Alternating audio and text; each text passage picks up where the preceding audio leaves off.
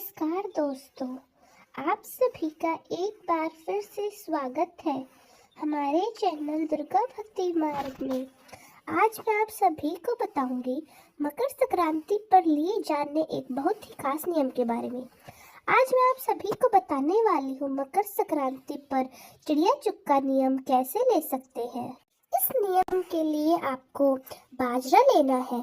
बाजरा चाहे आप एक मुट्ठी ले, एक परात ले, कितना भी ले सकते हैं। आपको मकर संक्रांति के दिन से चिड़ियों को बाजरा डालना शुरू करना है।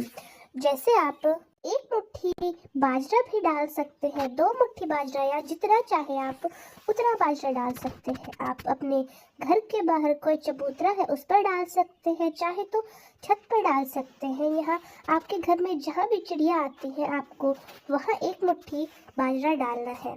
पूरे साल तक आपको एक मुट्ठी चिड़ियों को यह बाजरा डालना है।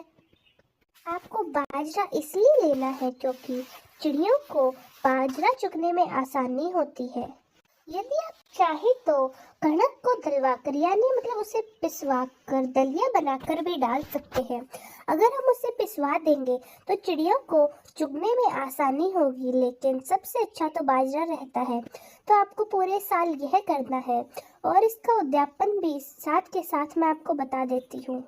यदि आप गांव में रहते हैं और यदि कहीं शादी समारोह या कहीं भी जा रहे हैं और आप चिड़ियों को बाजरा नहीं डाल पाए तो दूसरे दिन आपको 2 मुट्ठी बाजरा डालना है।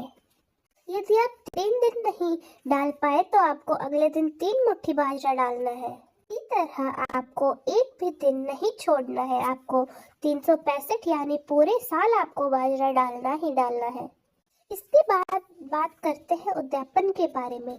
तो उद्यापन जो अगला साल अगली संक्रांत आती है उसको ही आपको उद्यापन करना है। उसके लिए आपको लेनी है एक साड़ी या सूट भी ले सकते हैं, या फिर जो भी आपका पहनावा है वो ले सकते हैं। साड़ी ले लीजिए, सूट ले लीजिए, पैंट शर्ट ले लीजिए, मूंगफली लेनी है, रेवड़ी लेनी है, या आप चाहे तो मिठाई भी ले सकते हैं। और उसके साथ कितने भी रुपए, चाहे 50 रुपए हो, चाहे 51 रुपए हो, या कितने भी हो, आप अपनी इच्छा के अनुसार वो दे सकते हैं।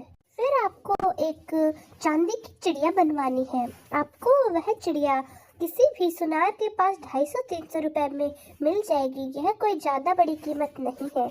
और आपको 5 किलो बाजरा लेना है। ये सारी चीज़ें आप अपनी सास को दे सकते हैं। अगर किसी के सास नहीं है तो वो अपनी ननद को दे सकते हैं। ननद नहीं है तो जेठानी को दे सकते हैं। जेठानी को नहीं देना चाहते तो आप मंदिर में भी दान कर सकते हैं, या अपने आसपास कोई पंडिताइन है आप उसको भी दे सकते हैं। इस तरह आपको उद्यापन में ये करना है। और जो 5 किलो बाजरा आपने लिया था वह आप पंडिताइन को दे सकते हैं, किसी मंदिर में भी दे सकते हैं, या किसी ज़रूरतमंद गरीब इंसान को भी आप ये दे सकते हैं।